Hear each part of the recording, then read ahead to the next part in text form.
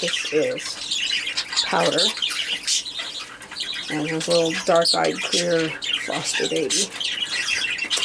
Powder has really been struggling through all of this.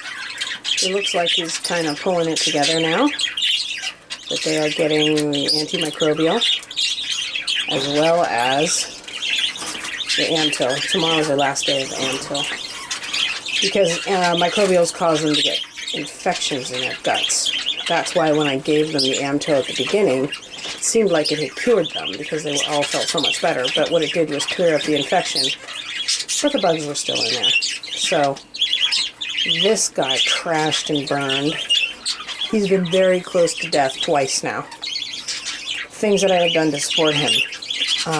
He had 3 chicks he was raising on his own. First thing I did was take the youngest one and drop it on this pair over here.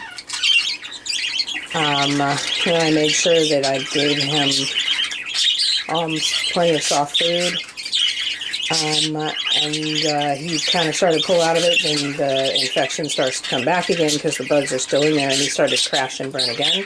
So I took another baby from him. Now, mind you, they're largely eating on their own, but the cocks will continue to feed the babies for months. Less and less as they go along, and the babies eat more and more on their own, but part of the function of that is that the demands just become so much that the cocks back down. But his 2 chicks in here they're still dependent on parents, and just pulling that second one was just that much less work for him. Why did I not pull both of them? Because his will to live is all about keeping those chicks alive. And if I pull both of those chicks and leave him bereft at the same time, that he's teetering, he's playing footsie with death because of illness, I could push him over the edge, the wrong direction. So this is the oldest chick he's been raising, and he's clearly very attached to her, and she's very attached to him, and so I left them. And he seems to be pulling back out of it again. So I'm very pleased. Winston also went all the way down to the bottom once himself, and he's been pulling back out, but he has, his hen has been in there taking care of the babies, and I suspect to some degree taking care of him as well. So he didn't crash and burn as much. He's got backup parenting, so I didn't need to pull any of his chicks. So, and he looks like he's definitely on the road to recovery.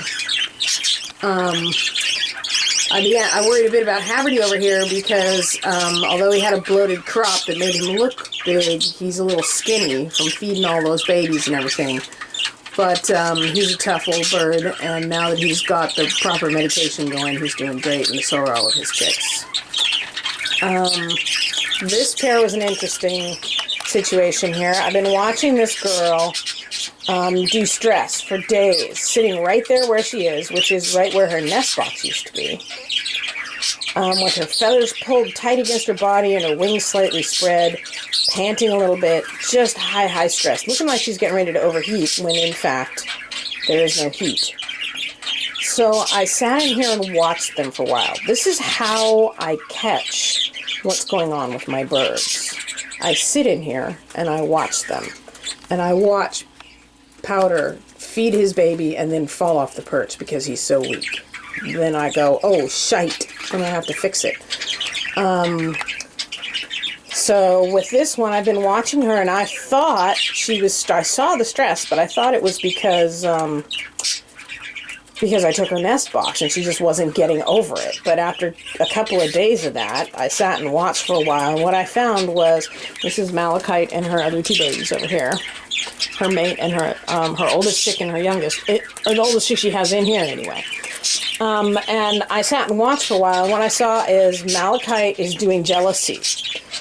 These guys are first-time breeders. Well, she was bred once before, but unsuccessfully. Malachite's, was 11 months old and a noob. And he's deeply in love with his lady, and he was doing jealousy. For parakeets, part of the bonding and breeding situation is when the cock feeds the hen and vice versa. So what was happening was he wasn't allowing her to feed her own chicks.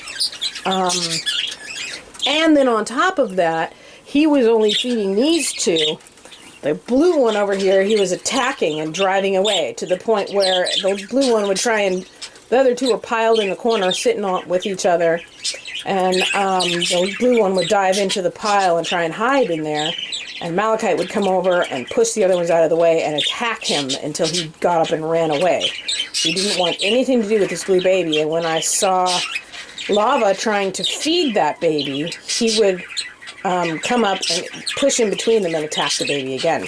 So I think her stress was because she had babies. She saw that he was not taking care of this baby and she wanted to, but he was forcing her to choose between him and the baby. So what I did was I set up a second cage over here, and at first I took Lava out, but I thought, you know, the hens are the ones that are really latched onto territory. The cocks are the ones that are mentally able to let go of that and follow chicks out into the world and continue to support them. So I moved him instead, and he's over there talking to her and carrying on, and I'm sure a little agitated that she keeps feeding this baby that he didn't want her to feed. But he needs to just get over his little bad self. And what I'm seeing in her is no longer the tight feather, the spread wings. She's definitely calming down. So that was, you know, that baby probably would have died, you know, because the other two are in such good shape. I would have assumed that one was okay too. But sitting and watching your birds makes a huge difference. So this is the baby from Powder. That little pie baby that he's feeding right there is the baby from Powder that I bumped over.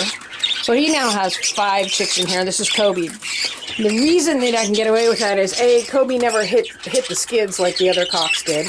And B, these babies are largely, look at all those little tykes. These babies are largely eating on their own. They probably eat more than 50% of their intake if they're eating on their own. They still like Daddy to feed them, and he still does. But for the most part, they're down here eating their food on their own. So they're on medication, and frankly, the parents being able to get a hold of soft food while they're feeding chicks seems to be really important. It guarantees fat chicks and parents that have the strength and the energy to keep going. I think there's something about the soft food that makes it easier to regurgitate or something. Those are little fat things. Say, feed me, Daddy. Feed me. He wasn't your daddy yesterday. He says, I don't care. Just feed me. But on the other hand, this is wet food, and I'm giving them their medication via water. So you're not supposed to give them any wet food, because what they'll do is they'll eat all of this wet food, get a get full of water out of it, and not drink any of the medicine that's in the water bowl. So what I did was I made the quinoa. I made 4 cups of it, and I added a couple cups of frozen corn kernels to it. And then I stirred in the equivalent of 4 cups worth of medication into it. So there's medication on this wet food. It's probably slightly weaker strength than the medication in the bowl, but they'll eat this in a few hours. They'll you know, pee out all the water and go back to drinking the medicine out of the bowl without any major interruption to their medical intake. So, look at how handsome little guy you are. Yes, you are. He's very handsome. He says, I know. I got this really nice, on all 3 of the pies that I got out of marble and Prussian, I got this lovely the lovely normal markings on their backs, on the V of their back, and all of the secondary and all of the primary flight feathers are clear on all of them. That one over there, same thing, and this one over here, same thing. I like that, and I think it's actually a positive show quality. So yeah. Let's see. So Sif here had started plucking again, and interestingly, she plucked last time too. But these babies, she's nowhere near balded them, and they're growing their feathers back in large part. Let me see if I can get a look at the oldest one here.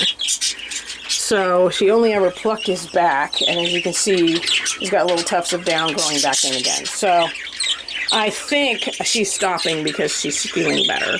So, and that's what I've found is hens don't pluck because they're bad mothers or because they have some psychological glitch. They pluck because their stomachs are upset. So, and they stop as soon as you figure out what's wrong with their stomachs. So, happy day there. I don't know if you remember this, but all of her, this is Lava, all 3 of her chicks, this little blue one and the 2 green ones in here, were plucked bald. And then I gave her antibiotics and she stopped plucking and they all grew it back. As well as Haverty's chicks, his hen, Irene, also plucked all of their chicks bald. And as you can see, they're perfectly normal. She stopped because I medicated her and she felt better.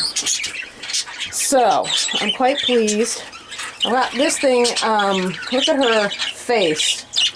I keep getting this, and I can't decide whether it's just goo from the, the regurgitation and feeding each other and the soft, squishy food and the whole thing, or if it's actually some kind of sickness. This girl had it. I groomed her a couple of times, and then it stopped. This girl's now got it, but the thing is, if it was the goo, then why didn't all of the hens get it? And actually, Powder had it for a while too, but he's, feeding on his own. So I'm not really clear what's going on with that, but I have a feeling it will clear up pretty quick. And what I'll do with this, if it gets bad enough so that it starts covering up her eyes or bothering her eyes, I will catch her and take a Q-tip, a wet Q-tip to her feathers around her eyes and moisten them up until they're unstiff. And, squeeze them between my fingers until they're clean. Let's see what your fat little babies are doing. Are they fat? Oh, they're fat little things. Yeah, they are looking fabulous. And again, these are not their babies. These are Pewter and Baby's babies. And they are sizable chicks. I got Baby because she's a pretty good-sized hen. She's not huge, but she has decent size on her. And of course, Ocean there is Rainbow's grandson, so he's got size. He's not huge himself, but that line continues to grow until it's 2. But he has decent size, so I was hoping for some nice-sized babies there, and I think I'm going to get them. Of course, this girl, Irene, she is a really big hen. A really big hen. Her mother is Cyan, her father is Poseidon. She got all of Cyan's size. She's absolutely huge. And Haverty is no slouch. She is a lot bigger than him, but he's no slouch. So I was hoping, last time I bred Haverty, I bred him to a tiny little hen, and I got tiny, tiny little babies that had really nice feather and nice blows. This hen, it has the massive size, but no blow at all. She actually has really nice long feather. As you can see how long her tail is, all of her feathers are long, but she has no blow on the top of her head at all. But Haverty does, and her father, Poseidon, did. So hopefully somebody in there is going to show up with a blow. This little baby sitting right here kind of looks like he's got a blow on his head. He just stopped preening and looked at me for a minute, and he has a nice fat little head. He's not huge, but, it takes time. So yeah. I think everybody's going pretty well here. I think I have pulled Powder back from the brink, run interference for this little guy who has a great big full crop and is feeling a lot better about life. That little guy is haunting. The baby that I moved over from Powder is haunting Kobe here and everybody else. He probably went hungry for a little while he was adapting, and he's trying to make up for it now. So those are nice babies. Their father is Prussian, who is Kobe's son. Looks just like this bird, only taller. And their mother's Marble, who's a Jester and Sky girl. So they have some potential there for sure. This guy's been looking pretty tight feathered for a while too. This is Bubba Jr. He's been looking pretty tight feathered for a while too, and he's definitely kind of relaxing. So I think he had an upset stomach. And their babies, their 25 days is coming up here pretty soon. 25 days is when I put the liner in the cage. You see the paper liner, and then I put the paper towel on top of it so I can clean it easily. Because that's when the babies are going to start venturing out of the box. So here's one of the interesting things about this. Raising these giant babies is work. And it really wears down the parents. And there are little tricks that you can do to make this easier. One, make sure they always have the soft food. And two, get those babies out of the nest. Because babies at 3 to 3.5 weeks can learn to drink out of a bowl on their own if they're out of the nest to find it. They prefer to stay in the nest forever. But I put the liner out because if they come out of the nest and find that they can't walk, they go back in and don't come out again for a week. So I put the liner in so they have a flat surface to walk on and they're not struggling with the bars on the bottom of the cage. And also because they need food all around their little feet to start trying to eat. So 25 days, Tuesday, I'll put their liner in and babies will start coming out shortly thereafter. Mama is very attentive here. She's a little paranoid of me. So that oldest Spangle baby is clearly not theirs. It is Haverty's youngest chick. And but the other one is theirs. And I was looking for a dilute or a gray wing because she's a dilute and he's split to gray wing. But that one is a normal green bird that looks like it has a violet factor from its mama. And then over here, this oldest chick belongs to these two, Winston and Sif, and the second one is the second chick from Bubba Jr. and such. So I fostered one over here because he was born a week later than the other one. But I also missed the gray wing on him. He seems to be a normal green as well. So it is what it is. So, and these little guys down here are, I've started treating them too, and the first thing that happened was in 24 hours, they all started feeling better. They were pretty,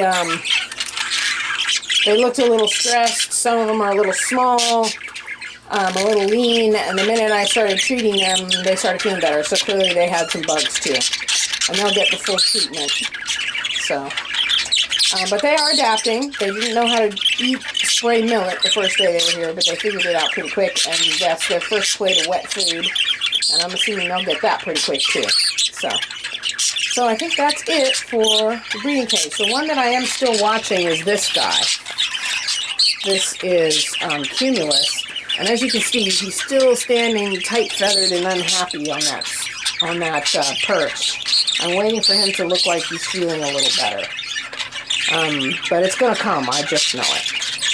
Okay, that's it.